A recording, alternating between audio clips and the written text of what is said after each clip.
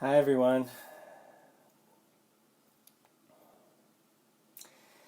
Well, I'm here in my little cozy little office, we call it the Cubby Room here in Camas, Utah at the Living Miracles Metaphysical Center. And yeah, I felt to just jump on here because it's been a very powerful couple days here at the Living Miracles Center with some very profound meetings and joinings that have been occurring where I just feel so honored to be part of this community and to be with people who are so devoted to their own healing, to facing all the blocks to the awareness of love's presence, and being willing to be really transparent, to just get in touch, to allow the darkness to come up and expose it without trying to put anything on top of it, without trying to pretty it up, without trying to. I mean, that's what we're all doing here.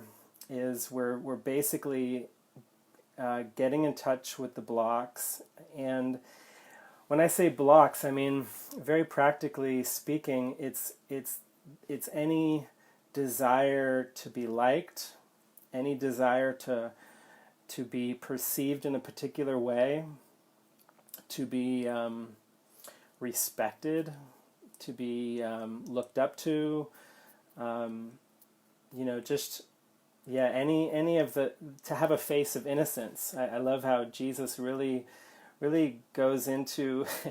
I mean, his whole Course in Miracles is just exposing the ego so fully, and we can, I think it's so practical when we start to see how we are playing into the ego's game ourselves. When we can recognize that there is a desire to be autonomous, to be separate, to be my own person. I mean, that's just taken for granted in this world. Like most people would say, well, yeah, you're supposed to be an independent, happy person. And that's really not what A Course in Miracles is teaching. The Course is not advocating to become a happy person, actually. It's really advocating to be willing to expose all the blocks to true happiness, which really cannot be experienced by a person, because the person is the false self that we've identified with. Yeah, it's been incredible these last couple days with meetings here and people really exposing what's going on for them, and the feelings of inadequacy. And I mean, we just had a meeting last night here in the house among about 6 of us, and then we had a big community meeting. We have part of our community is in Mexico and part of it's in Spain, and then we have about 6 or 7 of us here in Camas, Utah, and we got on this Zoom call, and it was like all of our community calls, just for the purpose of noticing, what are the subtleties that are coming up, what are the things that are getting in the way of happiness. And some of you know that in our community we practice no private thoughts and no people pleasing, which are the two kind of core guidelines that came to David from, or the early years when he was beginning to just open up to Jesus and open up to this deep calling, and seemingly beginning to attract a lot of students.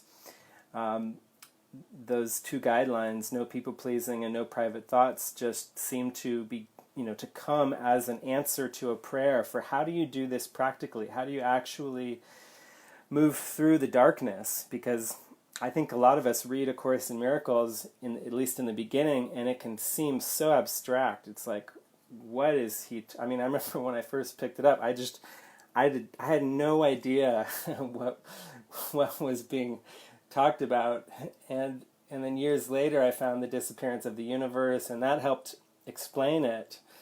That helped give me a much deeper understanding of what the metaphysics were. But then when I met David Hoffmeister, it went to a whole new level, because he was just taking the course and and and not, he was saying, like, I'm going to apply this course without exception. I'm going to go all the way with this. I'm not going to dilly-dally in time and space any longer than I have to. I'm going to really open up and ask the Spirit to guide me. And I remember in the beginning, when I first met David, I didn't like the idea of guidance at all. I really felt like I didn't like the idea that the Holy Spirit actually could be giving me specific guidance in every moment, because I felt like, well, I don't even think I knew why I didn't like that idea, but now I can see that it was really just a fear of of not having control over my own body, over my own, over what I do and what I say. And then as I started to open up to that idea, I began to see actually how freeing it can be when I'm no longer making autonomous decisions by myself, and when instead of just deciding what I'm going to do based on what I have learned from the past will be good for this body to make Eric happy, I instead just go, okay, I'm open spirit to being guided. I don't know what I'm supposed to do, but I'm willing to let you convince me and show me and tell me, and how much easier life can be when I'm no longer relying on my own past learning. So in these meetings that we've been having here at the Living Miracles Center, there's just been a real emphasis on getting in touch with the blocks, on getting in touch with what the ego in all of its little subtle forms, and just being willing to expose it, to just say out loud what the fears are or what the concerns are, without and to take a risk, because it's always risky. And I think this goes for everyone. I don't think you have to live in community to have this experience. I think it's wherever you are, you're being invited by the Holy Spirit in every moment to live on the edge, to basically not to just to notice the fear of going against the status quo. What will people think of me if I start to really follow my inspiration without exception? If I start to just go with what my intuition is telling me moment by moment, what's going to happen? And for sure, when I started to follow my intuition without exception and begin to let go of worry about what others would think, it definitely did seem to rock the boat. It seemed like my life began to unravel. Things started moving a lot faster. Things started changing a lot faster. And I think that's why there's such an incredible fear, underneath it. The ego is telling us, don't rock the boat. Change. The ego says change is not a good thing. And even in the Course, I remember Jesus explains why that is, why the ego fears change, and it's because the first experience of change was the seeming separation from God. And because of that seeming change from pure oneness to separation, which kind of launched the mind from a state of perfect happiness and joy into a state of total fear, now anything that seems to be change is feared, even though the Holy Spirit is saying, well, I've got to convince you that this is a change this is an undoing of change, actually. This is more like going in reverse. We've got to undo the change that you experienced with the separation. We've got to undo what you believe you fell into, and show you that actually nothing really happened.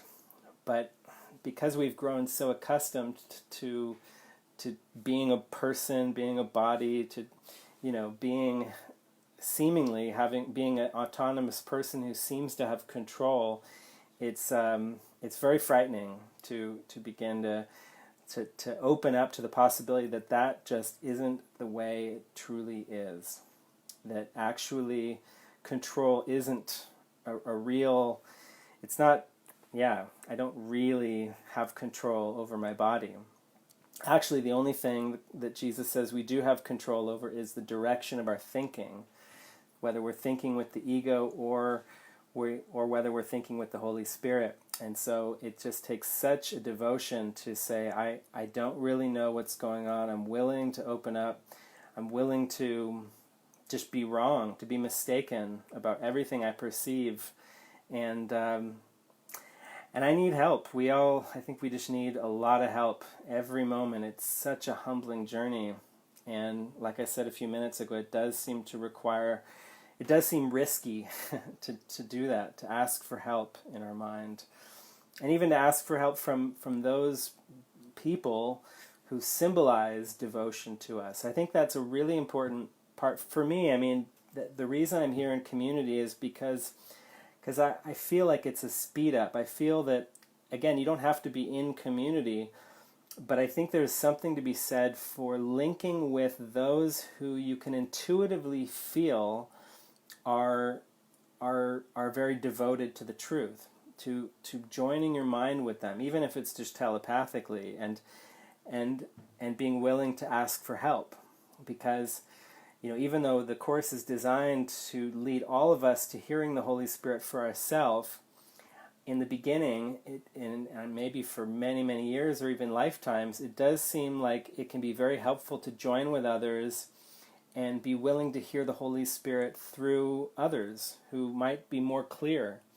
I mean, I know, we've all probably had the experience of feeling like we can clearly see the blocks in somebody else that we're close to, and we can even hear the guidance for them sometimes. We can watch a movie, for example, and we can see when the main character is going off track. We start to get upset, and watching the movie, and we almost want to talk to the screen and say, no, don't go that way. Come, go this way. You need to call her right now. Call her. That's going to solve everything. We can see it in others, whether it's in a movie or in the movie of our own life, but we often have a very hard time seeing it for ourselves. And so this is where that lesson comes in from the Course. I trust my brothers who are one with me. It's not like just blind trust. It's more like just being willing to hear the Holy Spirit through everybody, and not putting any barriers on where the Holy Spirit will reach us from. It could come through a homeless person on the street. It could come through the next song you hear on the radio, and yet it does seem like it can come more consistently through those people who you feel a resonance with, whether it's a spiritual teacher or a community or just those who you can feel have devoted their whole life to this path. And also practicing forgiveness with those people, because that's where the ego will do the most projection. Like when you start to feel yourself getting angry at someone who, at least intellectually, you can perceive as being devoted to the truth and on an awakening path, then it's a pretty good sign that there's something helpful there for you, but the ego is just coming up very strongly with a projection to keep you from joining with that person. And so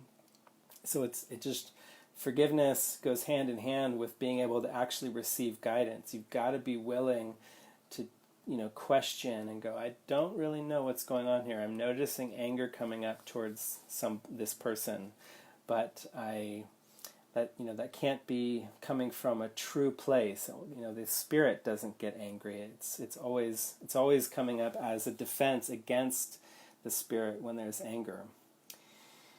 So, I just wanted to share, because there's been, like I said in the beginning of this video, there's just been some really profound healing going on for everybody here in community, and I think it just applies. It's just something it applies to everyone, and so it's something I want to keep extending these ideas of be willing to take a risk, be willing to be wrong, be willing to listen and to follow the Holy Spirit, however the Holy Spirit might want to reach you. through whomever he wants to reach you through.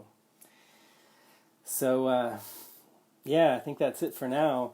I also want to share that there's just amazing events coming up. There's a couple online retreats that we're going to be doing in December. There's one next weekend, and then another one at the end of December 27th through the 29th. And just go inward and see if you're guided to join at these events. I think you're gonna, if you are, it'll probably be very expansive for you. And if you notice some fear coming up at even the idea of paying money for a spiritual retreat, or of going to one and not knowing what it's going to be like, I would just be open. Just look and see if there's a gift for you in that, to examine what's happening in the mind. That's what this path is for, and it's so expansive when we embrace it. Okay, lots of love to you all. Thanks for watching.